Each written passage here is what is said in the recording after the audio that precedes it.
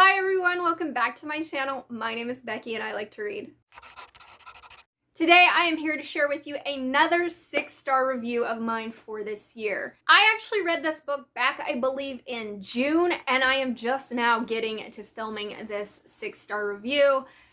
So hopefully I remember everything that is involved in the story. I should, because it got 6 stars for me and it was really a memorable story.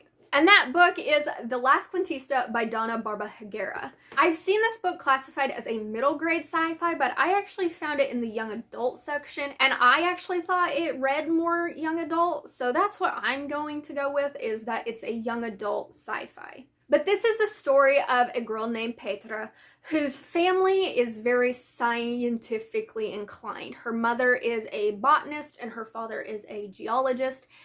And her family is chosen to be one of the few people to board this spaceship and go colonize another planet and sort of start the human race over, because there is a comet that is about to hit Earth and kill everybody. But Petra is very reluctant to do this because she's going to miss her grandmother, who isn't going to join them. She's going to miss her grandmother's stories and the folklore that she told her about her culture.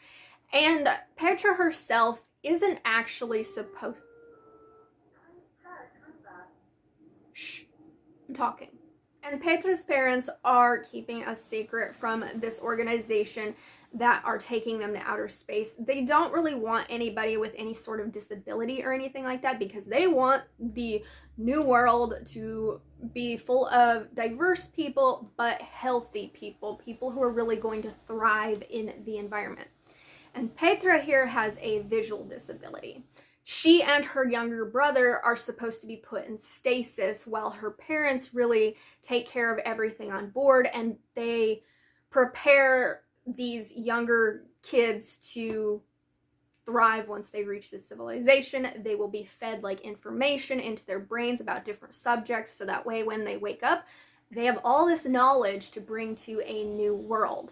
But as it goes with most dystopians, there are a group of people on board this ship who only want these children to know what they want them to know. They want them to be fed the information that they approve of. They want them to be stripped of all emotion. They want them to be stripped of all knowledge of life on Earth. They want them to be stripped of all the stories that they had heard growing up and everything like that, so that they can just be fresh new slates and they can be like really calm individuals, because if they think if they're calm and they only know certain things, that will prevent them from having like wars and things like that. So when Petra and her younger brother are in stasis, they're supposed to be fed all this information about like botany, geology, science, medicine, history, things like that, so that they have all this knowledge, and that's stripped away from them. They're pretty much just fed propaganda. But Petra here wakes up and she remembers who she is, and she remembers the stories that her grandmother told her, and she's the only one who really knows what's going on, and she's the only one who knows who she is and where they came from. And so she's trying to tell herself these stories that her grandmother told her so that she doesn't forget them. And along the way, some of the other kids start hearing her talk to herself, and they're like, I really like that story, could you tell it to me? And so she starts becoming the storyteller to these children so that she can keep the stories of her parents and her grandparents and her culture and Earth alive. And she's trying to escape this ship so that she can go, because she believes that there are already people colonized on this planet, because there were 2 ships. And so she thinks there's people already on this planet, and she wants to go and find them.